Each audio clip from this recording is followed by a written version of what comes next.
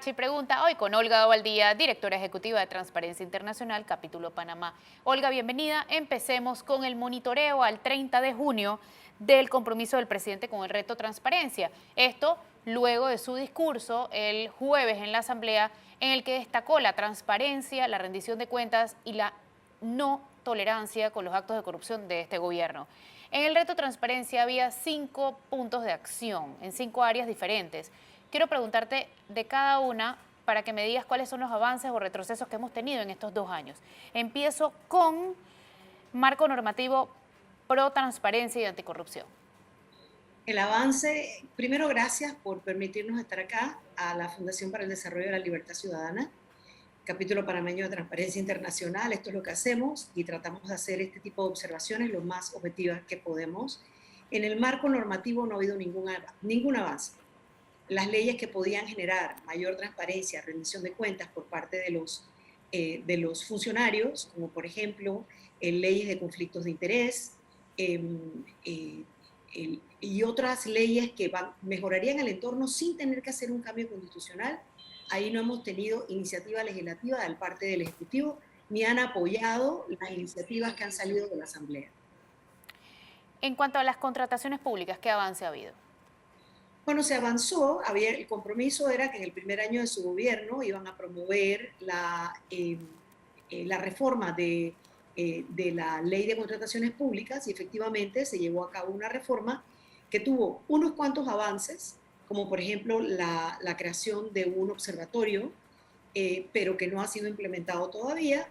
Y sin embargo, hubo muchas deudas en esa reforma de ley que sigue permitiendo las contrataciones directas, el contratar a empresas que han sido condenadas por corrupción y otros tipos de problemas que se dan en las licitaciones y en las ofertas públicas, especialmente con los procesos abreviados por pandemia. En cuanto a la rendición de cuentas y transparencia de las instituciones, ¿qué avance ha habido en los últimos 2 años? Ese es un tema muy delicado porque lo que ha sucedido no es solamente que no ha habido cumplimiento, ha habido un retroceso. El retroceso principal que ha habido ha sido una desprofesionalización dramática del servicio público. Siempre ocurre al inicio de las administraciones el cambio de personal para poder ubicar partidarios y ubicar gente de confianza de los nuevos titulares de gobierno, pero en este caso fue todavía más dramático. Se desarticuló completamente la ley de carrera administrativa, se intentó equiparar la experiencia profesional con los títulos académicos y ha ocurrido una rápida desmoronamiento de todo el entramado que necesita el Estado para poder prestar servicios. A eso hay que sumarle lo que pasa en la pandemia y el cuerpo estatal sigue creciendo sin que la ciudadanía tenga la sensación de que ese crecimiento se traduce en mejores servicios. El cuarto plan de acción era en el área de justicia, garantizar recursos e independencia. ¿Se ha cumplido? Nuevamente, ahí hay una calificación mixta al órgano judicial y al Ministerio Público. No solamente no se le han dotado los recursos que necesita, se le han restado recursos. Al mismo tiempo que el Estado sigue utilizando recursos a dos manos en otras áreas que quizás no son tan críticas para el entramado de la democracia como lo es la justicia, el acceso a la misma y la certeza del castigo, por supuesto. Adicionalmente a eso, lo que sí lleva una calificación, al menos mixta, buena en el sentido de que se nombraron, en la última vuelta de nombramiento de magistrados, se nombraron personas que no tenían conflictos de intereses obvios o públicos, por lo menos no conocidos, y queremos pensar que así son, que son personas que tenían la independencia política con el Ejecutivo, dentro de los puestos que se estaban concursando en la Corte Suprema de Justicia. Eso ya rompió con lo que había pasado en las 3 administraciones anteriores, donde se fueron nombrando uno tras otro personas, no todos, pero en muchos casos, con muy obvios conflictos de interés con el Ejecutivo o la silla presidencial. Ahora con los nuevos, con el proceso que se está haciendo ahora mismo para nombrar nuevos magistrados, vemos nuevamente el jueves, en su discurso a la nación, el presidente se comprometió con volver a nombrar personas con independencia política. Eso hoy día es la característica principal que necesita un operador de justicia de este país. La capacidad de ser independiente, la capacidad de ser una persona íntegra que de verdad pueda ponerse la camiseta de juzgador y operador de justicia y actuar en ley y en fondo en derecho, que es lo que no hemos estado teniendo por muchísimo tiempo. Y el último punto de acción era en cuanto al acceso a la información, gobiernos abiertos, datos abiertos. ¿Ha habido algún avance? Nuevamente allí en esa área tenemos un avance a medias, tenemos un avance y un retroceso. En cuanto a la ley de transparencia, vemos que ha habido un retroceso en el gobierno en cuanto a la transparencia proactiva y a entender qué significa transparencia. Porque la transparencia no es nada más reportar después que se hicieron las cosas.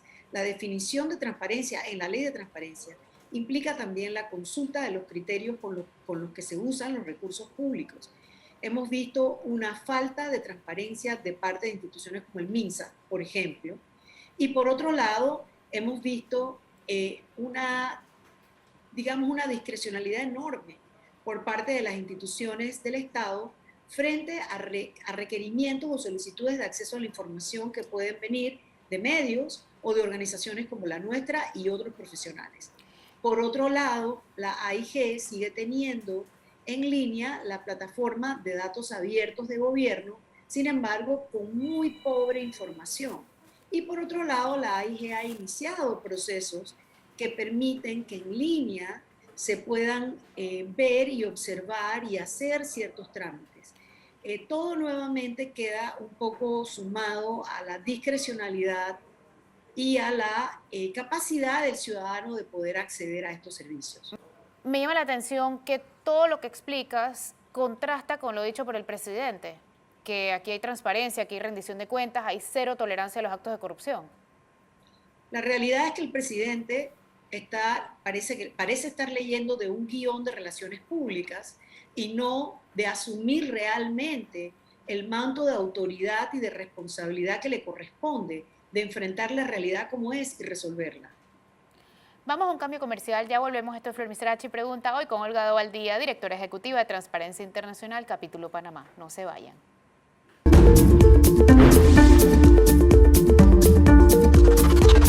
Ya de vuelta en Flor Misrachi Pregunta, hoy con Olga Dovaldía, directora ejecutiva de Transparencia Internacional, capítulo Panamá. Olga, en el bloque anterior hablábamos de transparencia y rendición de cuentas. El MINSA les negó información del contrato de las vacunas a Transparencia Internacional. ¿Qué pedían ustedes y por qué se los niegan? El miércoles recibimos respuesta del MINSA después de 6 meses, porque nuestra solicitud de acceso a la información fue sometida en enero, y después de distintos actos, denuncias ante el ANTAI, una habeas data ante la Corte Suprema, hemos recibido una carta del MINSA muy escueta diciendo que los contratos tienen cláusulas secretas, que el país se comprometió a esta confidencialidad y que no pueden romper ese contrato.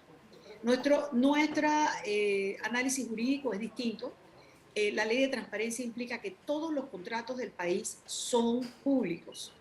Hay que saber no solamente las cantidades, los precios, los tiempos y las responsabilidades.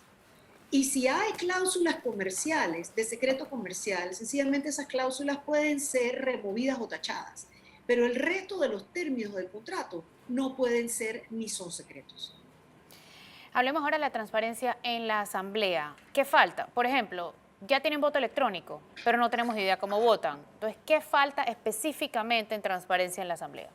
Es un tema que genera encontradas emociones en el país por la sensación que se tiene de la opacidad que hay dentro de la Asamblea. Nosotros estamos haciendo un índice de transparencia parlamentaria o de transparencia legislativa como parte de la red latinoamericana de transparencia legislativa que será publicado junto al índice de otros 14 países en el mes de agosto. Te puedo hacer rápidamente una lista de qué es lo que realmente les hace falta ahora mismo y las cosas que están haciendo, pero que de alguna manera no terminan de hacerla bien. Las que les hace falta. Nuestros diputados no hacen informe de gestión, no realizan consultas públicas, no se puede hacer solicitudes de información digitalmente a la Asamblea. Los diputados no tienen que publicar ni publican planes o programas de trabajo. No tienen un registro ni de regalos ni de cabildeo. No tienen actualmente un plan de acción para llegar a los estándares de parlamento abierto. No informan sobre los criterios de selección ni los procesos o designación de nombramiento de autoridades. No hay mecanismos de participación orientados a grupos vulnerables y no hay acceso de ningún tipo a las reuniones de junta directiva de la Asamblea. Ellos se consideran como si fueran soberanos y que están por encima de la ley de transparencia, cuando la ley de transparencia dice que todas las reuniones de junta directiva de los estamentos estatales son públicas y deben ser públicas, salvo que haya nuevamente secretos comerciales o algunas cosas que no puedan ser publicadas porque son de naturaleza delicada o de naturaleza de seguridad nacional. Lo que no hacen del todo mal, pero tampoco lo hacen del todo bien, por ejemplo, publican información en su página web, pero está incompleta, desactualizada y desorganizada. Ni siquiera publican los salarios de los diputados. El tema del voto electrónico es un tema particularmente que genera una amargura especial, porque uno de los grandes problemas que tenemos es que nuestros diputados no votan nominalmente y no podemos llevarles un récord de en qué votan, cómo votan, si tienen conflictos de interés con lo que votan. Ahora tienen voto electrónico, pero igual estamos sin saber cómo votan, por qué votan, qué conflictos de interés pueden tener cuando votan. Las personas pueden ir físicamente y participar de las sesiones de las comisiones, pero es muy difícil saber cuándo se van a debatir los proyectos de ley, cómo en realidad funcionan las comisiones, y seguimos estando en esos momentos como de, oh sorpresa. Existe una dirección de participación ciudadana, pero se dedica a recibir, pero no funciona como debería desde el punto de vista de la transparencia de las iniciativas. Y el tema del voto electrónico, nuevamente la información está incompleta y es muy difícil de entender. Así que ahí vemos una de cal y una de arena. Hay una parte de la institución que parece querer moverse hacia la transparencia y otra parte de la institución que quiere seguir funcionando como si estuviéramos en los años 50. Entonces, ¿por qué? Porque en el centro de la Asamblea hay un conflicto político, que hay un personal que puede tener un entendimiento de la parte técnica transparente, pero hay un personal que quiere seguir teniendo, hay un grupo, que es los propios diputados, que quieren seguir manejándose con ese clientelismo dañino que ha acabado con la institucionalidad del país. Olga, ¿cuál es tu lectura de la elección de Cristiano Adames como presidente de la Asamblea Nacional y cómo nos afecta tener un presidente de la Asamblea Nacional sin visa de Estados Unidos? Es un tema delicadísimo. Creo que lo que evidencia es el malestar político, las luchas que ya sabemos que hay dentro de la Asamblea y con el Ejecutivo, y nuevamente el despliegue que se vio el 1 de julio fue una cosa realmente lastimosa. En cuanto a saber que no tenemos una verdadera oposición, que solamente podemos contar de alguna manera con unos cuantos diputados aislados y que hay un correr detrás del poder que genera nuevamente esos cuadros clientelares que llevan a la discrecionalidad en el uso de fondos y que detrás de nuestros colectivos políticos lo que hay es un tema de dinero. Vamos a cambiar nuevamente, no se vayan, esto es Flor Miserachi Pregunta, hoy con Olga Dovaldía.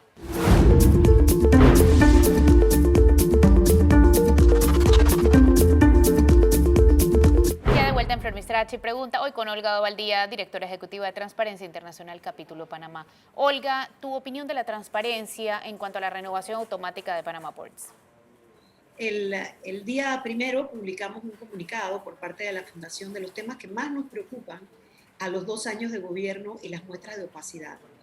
El contrato es una de ellas y nuestra posición, que ha sido expresada por nuestro presidente, por algunos miembros de la directiva, no solamente que las instituciones de control necesitan entrar a examinar ese contrato, sino que quedarnos nada más en el tema del dinero, nos estamos equivocando.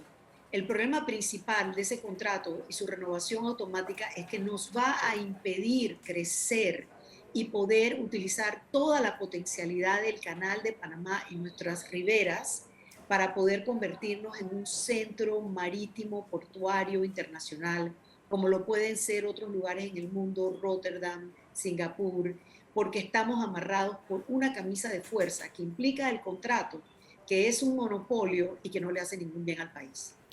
¿Qué papel está jugando Contraloría en todos estos escándalos de corrupción que comprometen dineros públicos? Es como si la Contraloría hubiera decidido renunciar a su rol de control. Uno de los ejemplos que ha sido, creo que más doloroso para la ciudadanía, fue el tema del hospital modular, donde la Contraloría usa un criterio jurídico que se va contra la especialidad de la ley y decide refrendar una infraestructura pública post-construcción. Es cierto que la Constitución habla de pre y post, pero hay una ley especializada y eso genera lo que se llama costumbre contra ley.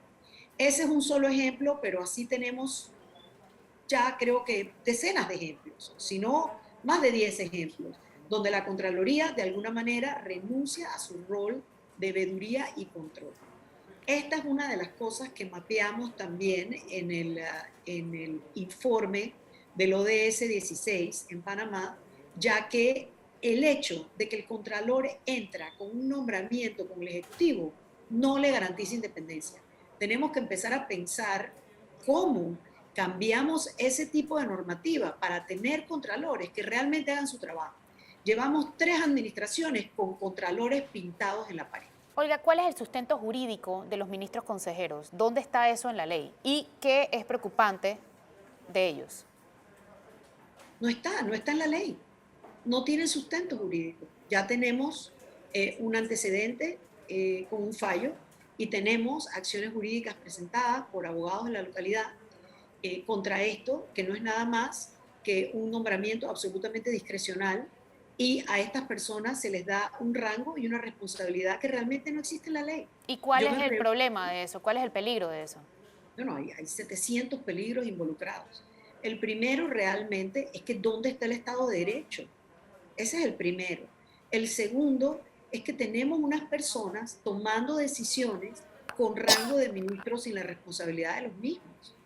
Y tenemos el tema político al final, porque cómo es posible, digamos, en el caso de la ministra consejera de Salud, nos enteramos gota a gota que las decisiones más importantes de este país, que deben ser tomadas con criterios científicos, están siendo tomadas con criterios políticos.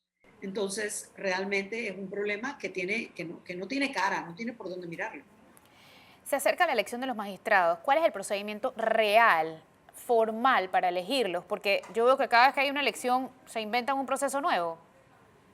Sí, ha sido una cosa un poco por costumbre y con comisiones ad hoc y procesos ad hoc, porque la Constitución es muy escueta y a pesar de que en la Comisión del Pacto de Estado por la Justicia, hace ya más de 12 años, esa comisión elaboró un procedimiento que garantizaría cierta independencia en el nombramiento, ninguna administración ha querido realmente asumirlo. Cada administración ha hecho rejuegos nuevos y la Comisión del Pacto de una forma noble, pienso yo, asumen en cada ocasión la responsabilidad que les pone el presidente, siempre con una camisa de fuerza, porque al final, si queda a discreción del Ejecutivo, vemos cuando la discreción es utilizada equivocadamente, como durante la administración Varela, o la administración, la más reciente que recordamos, o la discrecionalidad puede generar una selección como la que se dio con el último nombramiento de magistrados, donde efectivamente el presidente elige personas que parecían estar sin conflictos de interés con el Ejecutivo. Al final lo que necesitamos, mirando a futuro, es un procedimiento que realmente garantice independencia en el proceso de la selección y personas que lleguen con independencia al puesto.